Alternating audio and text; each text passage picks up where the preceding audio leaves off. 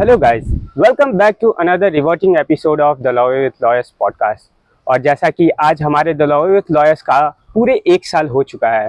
आज के दिन हम ये जो हमारा पॉडकास्ट है ये बहुत स्पेशल होने वाला है। आज हमारे साथ मेधा आ रही हैं हमारे इस एपिसोड पे।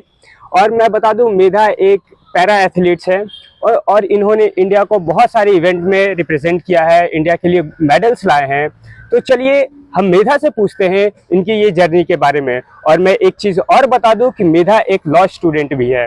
तो मेधा, आपका हमारे इस पॉडकास्ट पे बहुत बहुत स्वागत है। Thank you. तो मेधा, मैं ये जानना चाहता हूँ कि आप अपने बारे में कुछ बताएं हमारे व्यूवर्स को कि आप कौन हो, आपने इंडिया को कहाँ कहाँ रिप्रेजेंट किया है, कितने मेडल लाए हैं आपने। मैं मेधा जयंत हूँ। मैं एक पैरा एथलीट हूँ, शॉर्टपुट में रिप्रेजेंट करती हूँ मैं इंडिया को। मेरा डिसेबिलिटी ये है कि मेरा डिसेबिलिटी सेरेब्रल पैलेसी है। मैं जब 9 मंथ्स की बेबी थी तब से शुरू हो गया था मुझे ये डिसेबिलिटी।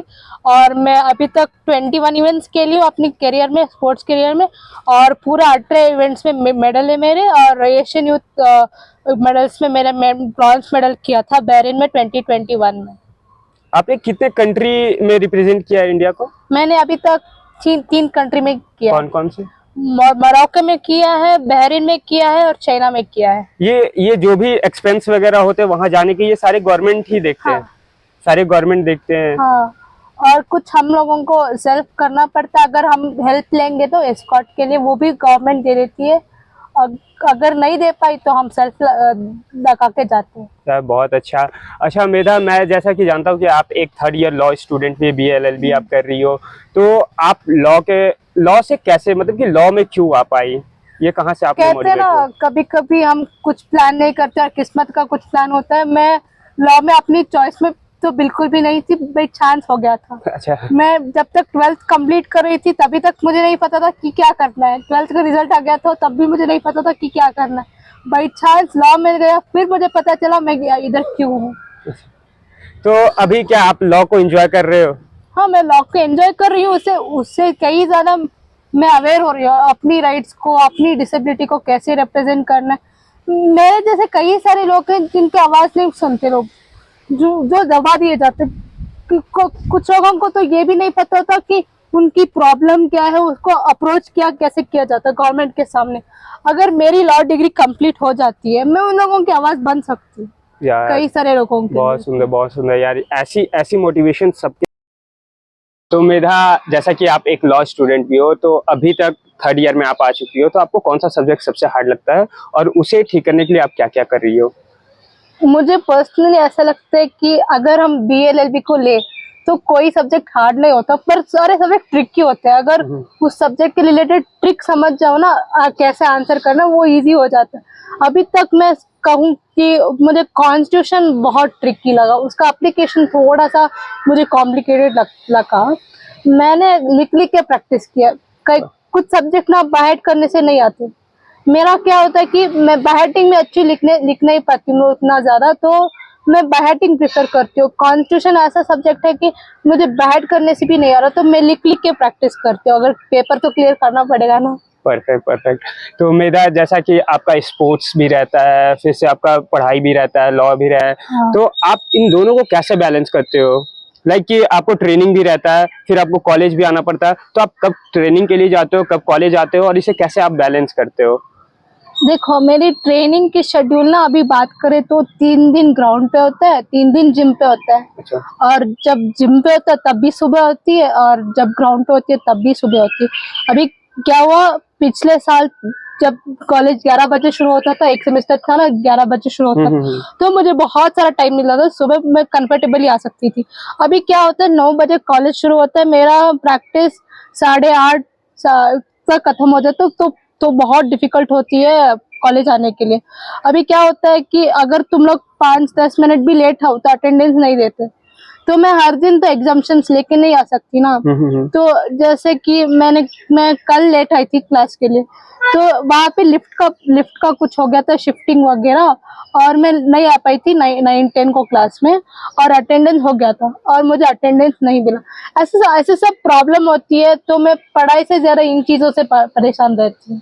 अगर मान लो आपको सेलेक्ट करना बोला जाए कि या तो आप लॉ डिग्री को ज्यादा प्रेफर करना चाहोगे या स्पोर्ट्स को, इन दोनों में से आपको किसको सबसे ज्यादा प्रेफर दोगे कि हाँ मेरा फ्यूचर इसमें बहुत ज्यादा ब्राइट है और या मैं इसको करने में सबसे ज्यादा लाइक करती हूँ, ऐसा टाइप का? देखो, अभी मेरा लॉ में 3 साल हो गया और स्पोर्ट्स में 4 साल हो गया। जितना भी मैं समझ पाई, पैरा स्पोर्ट्स में जो है ना, जो लोग आते हैं वो लोग अपने 20s के बाद आते हैं या अपने 30s के बाद आते हैं, और उन लोगों का एजुकेशन उतना ज्यादा अच्छा नहीं होता। उनका रीजन ये होता है कि उनके पेरेंट्स या इतनी फाइनेंशियली केपेबल नहीं होते कि दोनों में उनको सपोर्ट कर पाए। अगर एजुकेशन चाहिए तो स्पोर्ट्स के बारे में सोचना मत, अगर स्पोर्ट्स चाहिए तो एजुकेशन के बारे में सोचना मत। मैं अपनी पर्सनल एक्सपीरियंस से ये कह सकती हूँ, अगर मैं थोड़ी पढ़ चुकी हूँ ना, तो मैं ये कहना चाहूंगी कि वो स्पोर्ट्स जो एक्स्ट्रा कवरेज है, मेरा अगर करियर लॉ में भी बनेगा तो मेरा स्पोर्ट्स मेरा एडवांटेज बनेगा कई सारी चीजों के लिए। तो दोनों में इम्पोर्टेंट है, दोनों। बहुत सुंदर, बहुत सुंदर। तो मैं एक चीज और पूछना चाहता हूँ कि क्या आपको सोसाइटी में लोग अलग ट्रीट करते हैं, लाइक कि आप कैपेबल नहीं हो इस चीज को करने में, और अगर लोग आपको करते हैं तो आप इस चीज को कैसे डील करती हो? मैं ये कहना चाहूंगी, लोग तो कहेंगे ही। अगर एक डिसेबल्ड बच्चा आपके सामने है तो बहुत सारी डिमोटिवेशन बातें होंगे कि तुम ये नहीं कर सकती, तुम वो नहीं कर सकती, हम कर रहे हैं। और बाकी सब लोग जब लोग डांस करते, फॉर एग्जांपल हम लोग डांस नहीं कर पाते तो हमें बहुत बुरा लगता है। तो इसमें ना मुझे लगता है कि पेरेंटिंग एस्पेक्ट बहुत इम्पोर्टेंट प्ले करती है। जब से मेरी स्कूलिंग स्टार्ट हुई, मेरी मम्मी पापा ने मुझे कहीं पे भी स्पेशल स्कूल में नहीं डाला, मुझे स्पेशल लोगों के साथ मिंगल ही होने नहीं दिया। मैं 10th तक की नॉर्मल स्कूल में थी और पीयूसी भी मैंने कॉमर्स में ही किया है और लॉ में भी अभी में हूँ। तो मेरी सराउंडिंग देखिए तो पूरी नॉर्मल लोग हैं। मैं डिसिप्लिन लोगों से तभी मिलती हूँ जब मैं स्पोर्ट्स इवेंट के लिए जाती हूँ। तो अभी मुझे वो बुरा नहीं लगता। बुरा लगता है तो जब लोग नहीं पूछते तब बुरा लगता है, अगर लोग पूछते हैं तो नॉर्मल लगता है। और मुझे वो लोग भी नॉर्मल लगता है, अगर नहीं पूछते तो वो अब नॉर्मल लगता है। सही है, सही है। तो यहाँ हमें सीखना चाहिए कि यार किसी की भी डिसेबिलिटी का हमें मजाक नहीं बनाना चाहिए, क्योंकि हमें ये देखना चाहिए कि अगर ठीक है, अगर सामने वाला अगर डिसेबल भी है तो वो हमसे ज्यादा कुछ अच्छा कर रहा है, वो इंडिया को रिप्रेजेंट कर रहा है, वो मेडल ला रहा है, ये तो हमें खुद से पूछना चाहिए कि हम क्या कर रहे हैं। हम इतने अच्छे होने के बाद भी गलत काम कर रहे हैं, सोसाइटी में कुछ हेल्प नहीं कर रहे हैं, कंट्री के लिए कुछ नहीं कर रहे हैं। तो मैं सोचता हूँ कि आप बहुत अच्छा काम कर रही हो कंट्री के लिए, हमें इससे प्राउड है आपके ऊपर। तो मेरा मैं आपसे और एक चीज पूछना चाहता हूँ कि आप मूवीज वगैरह तो देखती हो, तो आप लॉ से रिलेटेड कोई मूवी देखती हो या नॉर्मल सारी मूवी देखते हो? मैं अब ज्यादा मैं लॉ की भी मूवी नहीं देखती, स्पोर्ट्स की भी मूवी नहीं देखती, मैं ज्यादा कॉमेडी की मूवी देखती हूँ। अच्छा, आपको कॉमेडी पसंद है? अगर मैं कॉमेडी की मूवी देखती हूँ ना, तो बहुत सारे जगह में स्ट्रेस है, पढ़ाई में लेके भी स्ट्रेस है, क्योंकि डेडलाइंस आ जाते हैं असाइनमेंट्स के और बैक टू बैक इवेंट्स भी होते रहते हैं, बहुत सारा प्रैक्टिस रहता है। तो अगर मैं उसी सब्जेक्ट के रिलेटेड मूवी देखूँ ना तो और भी प्रेशर ज्यादा बढ़ जाता है। अच्छा। तो लोग ये कहना लगता है कि वो सेलिब्रिटी भी तेरे जैसे मेहनत कर रहा है, उसको देखो। तो मैं वो मूवीज देखती नहीं हूँ। अगर मुझे स्ट्रेस भी हो ना और मोटिवेट होना तो मैं कॉमेडी मूवीज देखती हूँ। परफेक्ट है। अच्छा ठीक है, एक और पूछते हैं कि सपोज आपके लाइफ में अगर आपको सफलता नहीं मिल रही है, मतलब कि सेटबैक मिलते जा रहे हैं, आप सक्सेस नहीं कर पा रहे हो, तो कभी ऐसा लगता है कि यार ये मेरे से नहीं हो पा रहा है? अगर ऐसा लगता है तो आप खुद को मोटिवेट करने के लिए क्या करती हो? मैं ये कहना चाहूंगी कि स्पोर्ट्स एक ऐसा फील्ड है कि अभी इंडिया का वर्ल्ड कप, सारे मैचेस जीते, वर्ल्ड कप हारे उन लोगों ने। तो ये मतलब नहीं है कि मेहनत नहीं कर रहे, वो लोग मेहनत कर रहे हैं पर कहीं ना कहीं कम कर रहे हैं। तो मुझे उस कमी पे काम करने से मुझे भी हौसला मिलेगा। एक सेटबैक से अपने हौसला खो जाना वो कोई अच्छी बात नहीं है। अपने आप में विश्वास रखना चाहिए। अगर 10 सेटबैक मिलेंगे तो 11th time you will definitely succeed. Perfect यार। सेटबैक्स को लेके बैठे रहोगे तो आगे नहीं बढ़ पाओगे तुम लोग। अगर लॉ में भी देखे तो लॉ में कई सारे बैकलॉग्स आते हैं, कुछ होते हैं, पर हम छोड़ते नहीं, क्लियर तो करते हैं ना। हाँ हाँ वो भी एक है, स्पोर्ट्स भी एक है। मैं स्पोर्ट्स की बात नहीं कर रही हूँ, लाइफ में हर चीज में सेटबैक आती है, उसको सेटबैक को अपनी मोटिवेशन की तरह लो, अपनी सेटबैक्स को एनालाइज करो कि कहाँ गलत किया तुम लोगों ने, और नेक्स्ट अटेम्प्ट जो दोगे ना वो गलतियां मत दोहराना बस। परफेक्ट यार, परफेक्ट। अगर मान लो सपोज आपको लॉ में सबसे ऊपर की रैंक मिलती है, चीफ जस्टिस की तरह रैंक अगर मिल जाती है, तो आप सोसाइटी में क्या चेंजेस लाना चाहोगे, क्या ऐसा लॉ इम्प्लीमेंट करना चाहोगे जो कंट्री को आगे बढ़ाने में, पीपल को आगे बढ़ाने में बहुत हेल्पफुल होगा? देखो, जितना मैं बाहर की कंट्रीज देखी हूँ और यहाँ पे देखी हूँ ना, मुझे लगता है कि हमारे देश में ना कानून की कमी नहीं है, हर चीज का कानून है, पर वो एनफोर्सेबल ठीक नहीं होना, एनफोर्सेबिलिटी प्रॉब्लम है यहाँ पे। जैसे मैं अभी बात करूँ तो वहाँ पे राइट्स ऑफ डिसेबिलिटी पीपल का एक्ट है, कहाँ पे? वो कॉन्स्टिट्यूशन में ही अच्छा एक्ट है अच्छा, कि हाँ इंडिया में, इंडिया की कॉन्स्टिट्यूशन में ही कि एक एक्ट है कि राइट ऑफ डिसेबिलिटी पीपल। उस एक्ट को ना कहीं पे भी सिलेबस में नहीं लाया गया है और अवेयरनेस ही नहीं है। अगर मैं थॉट्स की बात करूँ, कंज्यूमर राइट का एक्ट है और मोटर व्हीकल का एक्ट है, क्योंकि वो अवेयरनेस के, अगर हम प्रैक्टिस करने लगे तो थॉट में कभी हम कंज्यूमर राइट से यूज नहीं करते, पर पब्लिक को तो अवेयरनेस है ना कि वो एक्ट है, हमारी राइट्स ही है। मुझे लगता है कि ऐसे सब एक्ट जो है ना वो भी सिलेबस में इंक्लूड होना चाहिए, ताकि पब्लिक को अवेयरनेस हो। अगर हम ऐसे लोगों के साथ मिसलीड करेंगे और मिसबिहेव करेंगे, तो ये हमारी कॉन्सिक्वेंसेस होंगे, हो सकती है। अगर अवेयरनेस होगा ना तो लोगों को भी सोचेंगे कि हाँ ये कॉन्सिक्वेंसेस हो सकते हैं।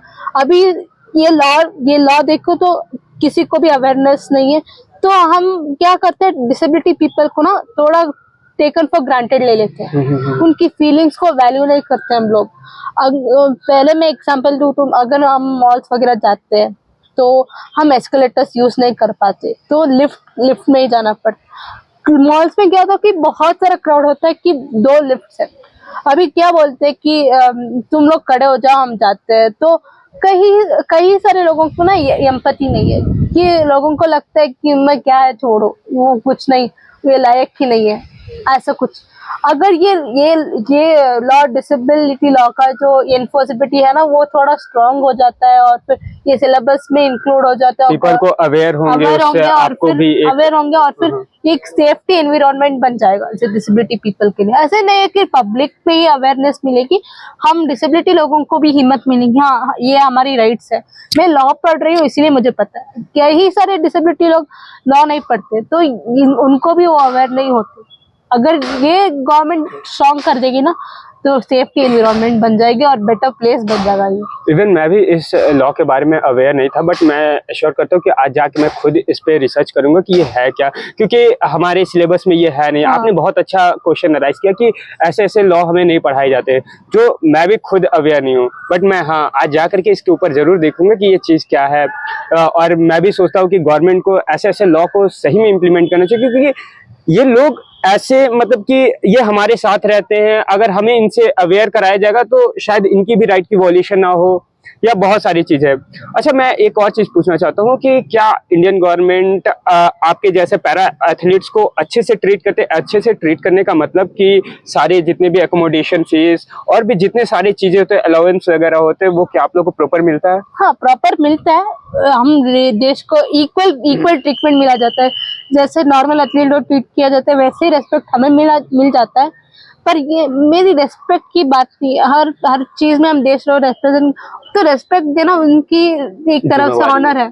पर मैं ये कहना चाहती हूँ कि अगर तुम लोग बस ऑनर करते रहोगे जब हम स्पोर्ट्स के लिए जाते, कई सारे लोग ऐसे है कि वो स्पोर्ट्स में भी नहीं है, वो उसका एजुकेशन भी नहीं है, उन लोगों के बारे में क्या होगा कि उन लोगों को हमेशा वेस्ट की तरह ट्रीट किया जाएगा, इन लोगों के लायक ही नहीं है, उन लोगों के इमोशंस की कदर नहीं की जाएगी। मैं क्या कर रही हूँ कि हर डिसेबल लोगों को हमें सेफ फील करवाना चाहिए, कोई सेलेक्टिव ग्रुप को ऑनर मत फील करवाइए, आप पूरे डिसेबल जितने भी लोग हैं। हाँ मैं मानती हूँ कि इंडिया बहुत बड़ा है, सारे सेक्शंस में ये इम्प्लीमेंट नहीं हो सकता है, पर जितना हो सकता है गवर्नमेंट को उतना करना चाहिए। मुझे अभी लगता है कि गवर्नमेंट उतना नहीं कर पा रही है, कहीं ना कहीं गवर्नमेंट की लैकिंग गवर्नमेंट लैकिंग है।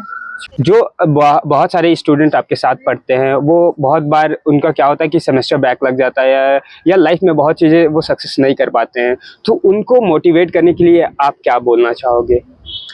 देखो, मुझे ये लगता है कि मैं इवेंट्स खेलती हूँ ना, मैं सारे इवेंट्स पे अपनी एक्सपेक्टेशंस पे कड़ी नहीं उतर पाती हूँ। कभी मुझे लगता है कि हाँ, इस इवेंट में सिल्वर होगा मेरा और इस इवेंट में ब्रॉन्ज होगा मेरा। कई बार इवेंट में ना मेरा एक्सपेक्टेशन जो है उससे नीचे गिर जाता है। अगर लॉ में ही देखो, मैं इंटरनल्स की प्रेजेंटेशन देती हूँ, तो मेरा एक्सपेक्टेशन रहता है कि मुझे इतना मार्क्स आना चाहिए। कई बार उतना नहीं आता। मुझे लगता है कि एक एग्जाम या एक इवेंट आपकी लाइफ को डिसाइड नहीं कर पाती। लॉ जो है, बुक्स की बाहर जो करते हैं ना, कोर्ट में जो करते हैं वो एक्चुअल लॉ को डिफाइन करता है, हम जितना लॉ को समझते हैं, ना कि एक ASLU मार्क्स और ये मार्कशीट। सिर्फ वो क्वालिफिकेशन के लिए चाहिए। उस क्वालिफिकेशन को अपनी हिसाब से नहीं हुआ तो अपनी हार्ट पे लेके उस कोर्स को छोड़ देना या बीच में डिसहार्टन होके वो कॉलेज को छोड़ देना मत करो। अपनी हार्ट देखो, क्लियर करो और कोर्ट में अपना कमाल दिखाओ बस। आपकी फ्यूचर गोल क्या है? मेरी फ्यूचर गोल अभी लॉ में तो मैं अभी कुछ सोची नहीं हूँ, क्योंकि अभी 2 साल है और मेरी स्पोर्ट्स में भी 2 साल है। अभी मैं 2026 में जो एशियन गेम हो रहा है उसमें मैं एक मेडल करना चाहूँगी अपने देश के लिए। वो मेरा पहला और क्लियर गोल है, और लॉ में जो होगा वो देखा जाएगा।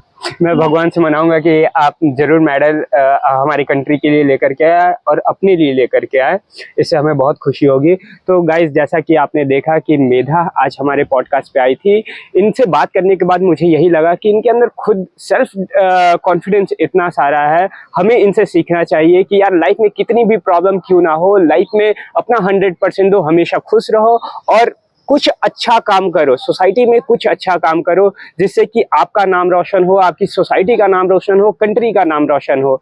मेधा, थैंक यू सो मच। और क्या आप लास्ट में कुछ बोलना चाहते हो? और मैं ये लॉ एंड लॉयर्स को कंग्रेचुलेट करना चाहती हूँ। 1 साल कंप्लीट किया आप लोगों ने। ये काम आसान नहीं है कि लोगों को ढूंढना, ब्रॉडकास्ट करना और उनको उतना प्रमोट करना इतना आसान नहीं है। और आप लोग लॉ स्टूडेंट्स हो, उतने सारे प्रेशर्स के साथ ये भी हैंडल कर रही हूँ, बहुत बढ़िया काम कर रही हूँ।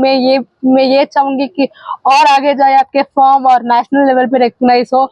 और मुझे ये मौका देने के लिए, आप लोगों के साथ इंटरेक्ट करने के लिए thank you so much. Thank you so much Medha. और मैं अपने व्यूवर्स को भी बोलना चाहूँगा कि जैसा कि आज हमारा 1 ईयर कंप्लीट हो चुका है, तो thank you so much everyone, हमें इतना सक्सेस देने के लिए, हम पे ट्रस्ट करने के लिए। और हम ऐसा बिलीव करते हैं कि आगे भी हम ऐसे ही अच्छे काम करते रहेंगे, इंटर्नशिप प्रोवाइड करेंगे, पॉडकास्ट करेंगे और भी अच्छे अच्छे लोगों को अपने पॉडकास्ट में बुलाएंगे। और मेधा, आपसे बात करके मुझे बहुत अच्छा लगा। मैं खुद भी आज सेल्फ कॉन्फिडेंस महसूस कर रहा हूँ। और थैंक यू सो मच आपको हमारे पॉडकास्ट में आने के लिए। Thank you so much. Thank you so much.